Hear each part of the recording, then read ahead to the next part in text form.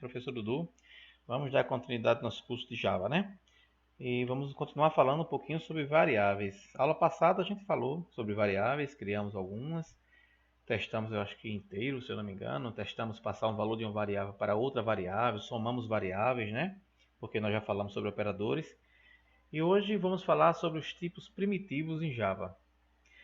O tipo primitivo, turminha, é o tipo nativo. Cada linguagem tem uma nomenclatura, né? São parecidas, mas cada uma tem o seu conjunto de variáveis primitivas, variáveis nativas da linguagem.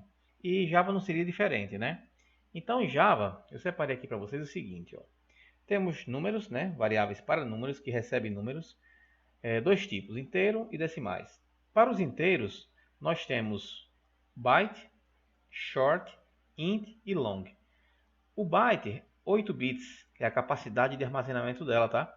Então ela pode ir de menos 128 até 127. O short, 16 bits, né? Vai menos 32.000 até mais 32.000 e uns quebradinhos. Temos int, que é bastante utilizado, né? Com 32 bits, que é 2 elevado a 32, é um número imenso já aqui. Temos o long, que é 64 bits, é um número bem maior, tá? 2 elevado a 64. A gente vai já testar isso aqui no Eclipse, tá?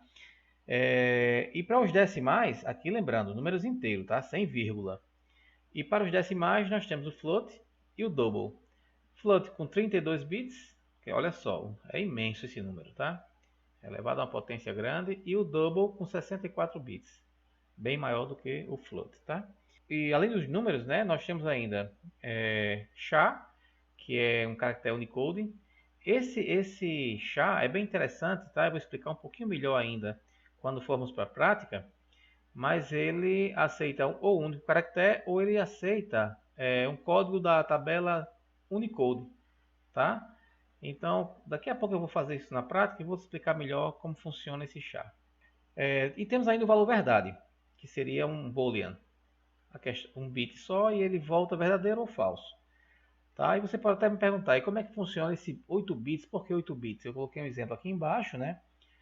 Bits aceitam dois valores, código binário, base 2, 0 e 1, 0 e 1, 0 e 1. Aceitam dois valores para cada bit, né? Um bit é 1, pode ser 0.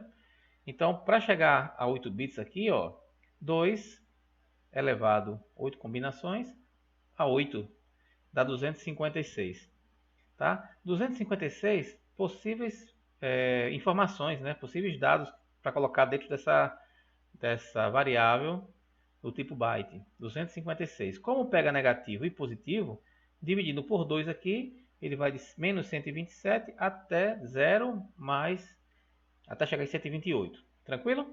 Facinho, né? Então, vamos lá. Vamos começar então a ver no Eclipse essas informações. Já estou com ele aberto aqui, tá? Criei uma classe appprimitive. Quando a gente começa uma classe para poder executar, não pode esquecer que a gente tem que declarar isso aqui, ó. A gente tem que colocar essa instrução aqui, esse método, sempre desse jeito, para poder executar, senão a gente não consegue fazer com que o Eclipse, né, funcione. O Java precisa desse entry point aqui para começar a funcionar. Deixei prontinho aqui e vamos lá. Vamos entender um pouquinho agora essas variáveis primitivas. Começamos com int. Uma declaração de uma variável, nós já vimos na aula passada, que tem que começar dizendo para ela o que ela é, né? Então, int. O nome da variável, vamos colocar aqui número.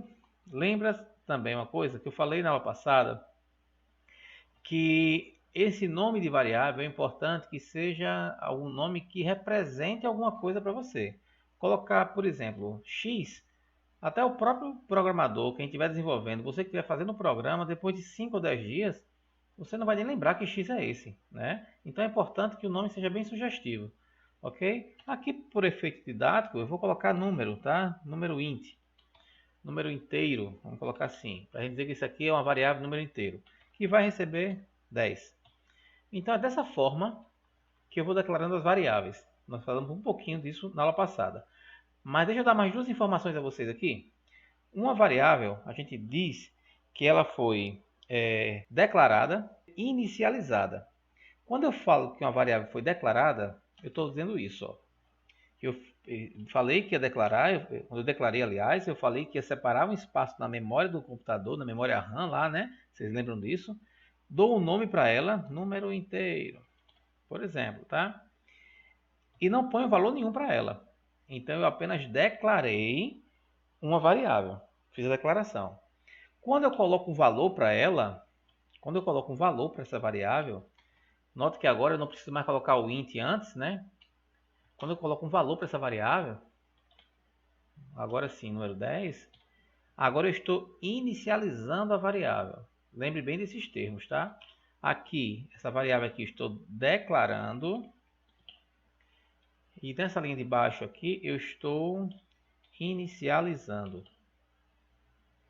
Ok? Lembrando só que isso aqui é um comentário, né? Botei duas barrinhas aqui ao lado, ó. Isso aqui não executa, meu código não vai entender isso como código, sim como comentário. Se eu executar aqui, você nota aqui que não deu erro nenhum. Não apareceu nada também aqui, porque eu não mandei escrever nada, né? Eu apenas declarei a variável e inicializei, tá? Antes de continuar falando sobre os outros tipos, vê só uma coisa. Se eu for mostrar essa variável, lembra que eu mostro o nome, né, que eu dei para aquele espaço de memória? Botei número inteiro. Se eu quiser mostrar na tela, vou fazer isso aqui, a gente vai ter uma aula só sobre esse comandinho de saída, tá? E agora mostrou 10, ok? Tranquilo, pessoal. Agora vamos imaginar que nós não inicializamos a variável, só declaramos. Já deu um erro aqui, né? A própria ideia já trouxe um erro para a gente. Mesmo assim, eu vou tentar executar aqui. Ela pergunta se quer proceder, continuar, mesmo com erro. E ó, ele gerou um erro, né? Errozinho aqui. Número inteiro talvez não tenha sido inicializado, tá vendo aqui, ó? Né? No local existe uma variável que talvez não tenha sido inicializada. Beleza, foi exatamente o que faltou aqui pra gente, né? Inicializar. Mesma coisa acontece se eu não declarar. Vai continuar com erro aqui. Se eu for executar, vai dar erro. Deu um outro erro agora, né? Nota o erro que deu aqui, ó. Não consegue resolver a variável, porque na verdade essa variável não foi declarada.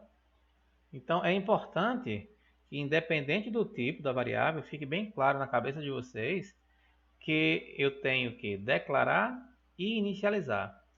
É claro que eu tenho duas formas, né? Eu posso fazer isso na mesma linha. Eu posso dizer que o número inteiro é igual a 20. Não tem problema. Eu já declarei e na mesma hora eu já inicializei. Se eu mandar rodar agora, vai continuar aparecendo 10, né? Por quê, hein? Ó, 10. Porque na verdade eu declarei, inicializei e depois substituí o valor aqui embaixo, né? Coloquei 10 dentro da variável que foi inicializada aqui em cima com 20, tá? Se eu apagar essa linha aqui, agora sim vai aparecer 20, porque eu declarei, inicializei e não alterei mais o valor dela. Então, pessoal, para esse vídeo não ficar muito longo, vamos dividir em várias partes, né?